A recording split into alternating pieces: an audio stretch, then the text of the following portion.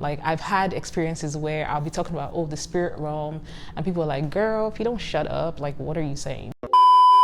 Welcome.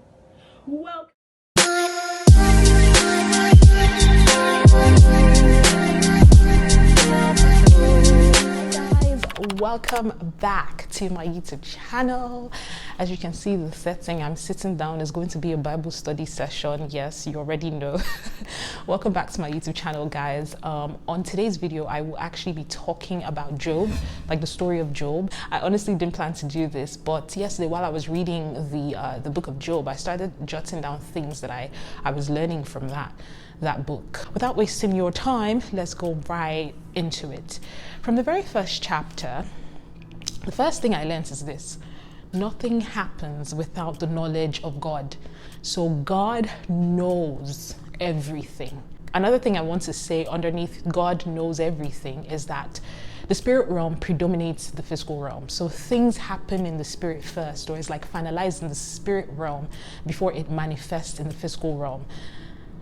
Whenever I say this, especially to like some people, I'm not going to call names, they laugh at me. Like, I've had experiences where I'll be talking about, oh, the spirit realm, and people are like, girl, if you don't shut up, like, what are you saying?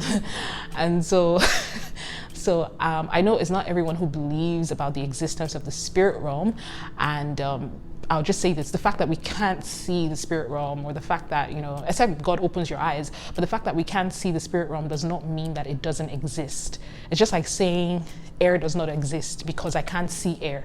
From the very first chapter, and like I said before, nothing happens without the knowledge of God. When God was meeting with the angels, Satan came, and then God asked him, where have you been? And he said, I've been roaming about the earth, going to and fro. And then here's what God said to him: have you considered my servant Job? You know, he is loyal. He is, you know, God started listing wonderful qualities about Job. And when I was reading that, I was like, God, I hope you can actually boast about me like this. I hope you can tell the angels or the people that you're meeting with in the spirit realm, I hope you can tell them, have you considered my daughter Esther? So that's the second thing I took from that chapter. Like, God knew Job so well that he could say to Satan, have you considered my servant Job? Like, have you looked at that man? So maybe if you're reading that, also ask yourself, what can God say about me? Like, have I made God so happy? Do I make God smile? What can God actually say about me? Let's backtrack. When God said, have you considered my servant Job, Satan had a reply for God, because that one, accuser of brethren, he will always have something to say, something horrible. And Satan said, okay, God, you can say all these things about Job. You can boast about him because, I mean, think about it. You've given him everything. He's rich. He's got a happy, good family. He's got children. He's rich in cattle, rich in field, Job was rich. I mean, wealthy. And so the devil was telling God that you can say all these things because Job has everything. I mean, why won't he serve you? Why won't he serve you?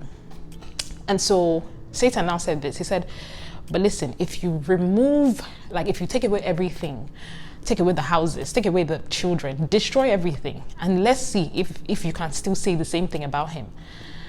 That is another striking point, because we should ask ourselves this: are we just serving God when everything is rosy, when we have money? But when Satan said that, you know what God said? God said, okay, I give you permission, but do not, I repeat, do not touch his life. And so Satan, as happy as he was, he went and caused, in one day, Job lost. When I say he lost it all. And this goes back to the first point where I say things are concluded in the spirit realm before they then manifest in the physical realm. So that dialogue, that discussion had happened in the spirit realm, and then Satan came, and we began to see in the preceding chapters what actually happened to Job. He lost it all. Lost his field, his business, his kids. Imagine, like, that's actually very devastating. And you know what Job said? He rented his clothes, because, like, you know, in the Bible, you see a lot of, he rents his clothes, he did this. That's whenever something bad happens, that's just to show how sad they are. But for Job, he's like, I came to this world naked, and I will leave this world naked. After all, I didn't bring anything. All that I have, God gave to me. And I'm just like, wow, that's very interesting, because Job did not place his identity in his blessings or his properties or his money, because he lost these things. But then, if anything, it made him realize that, I didn't even come to this world holding these things in my hand. I came without these things and I will leave without these things. So praise be to the Almighty God, because he gave me everything. The Lord gives and the Lord takes. Because if he did place his identity in those things, the bad news, in fact, just one bad news is enough to give him a heart attack and send him out of this earth, like send him away from the earth. Imagine people coming to tell you that, oh, you've lost your kids, you've lost your business, you've lost your car, you've lost everything you've worked for, you've lost everything you've had. That is enough to kill someone. That is enough to give you a heart attack. So, and just like Jesus said, where your heart is, that's where your treasure is. So basically saying that your heart, your mind will be where you have placed so much value, where you have placed your treasure. That's where your mind will be. His wife was like, are you still here? Can't you see what's happening to you? Why don't you just curse God and die? Like, just curse him and die, because why? Your life is miserable, Imagine your best friend, imagine your confidant telling you, you've lost it. What are you still doing? Why don't you just curse God and die? I wonder what was going through Job's mind at that point, but yeah. Anyways, Job did not, I repeat, Job did not curse God. In life, troubles will come, trials will come, tribulations will come. And this is where our faith in God will be tested. And sometimes God might be silent.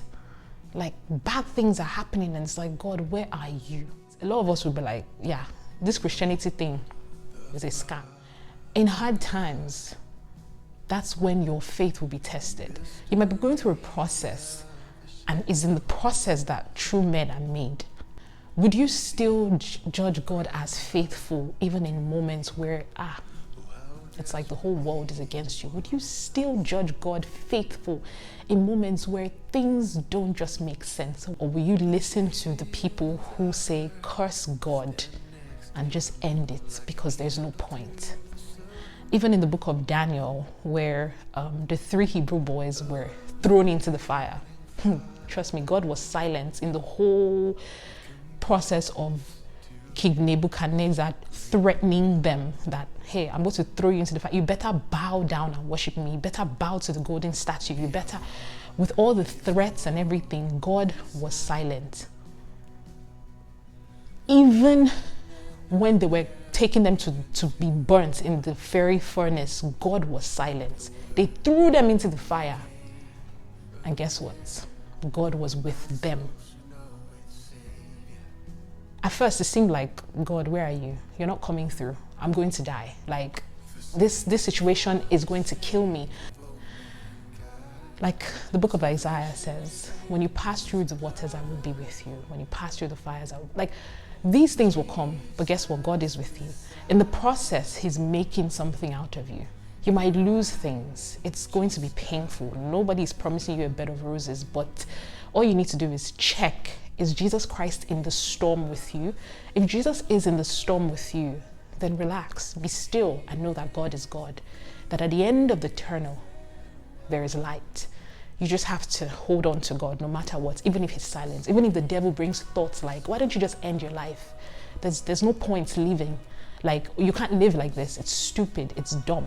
God is a scammer. Just end it and go.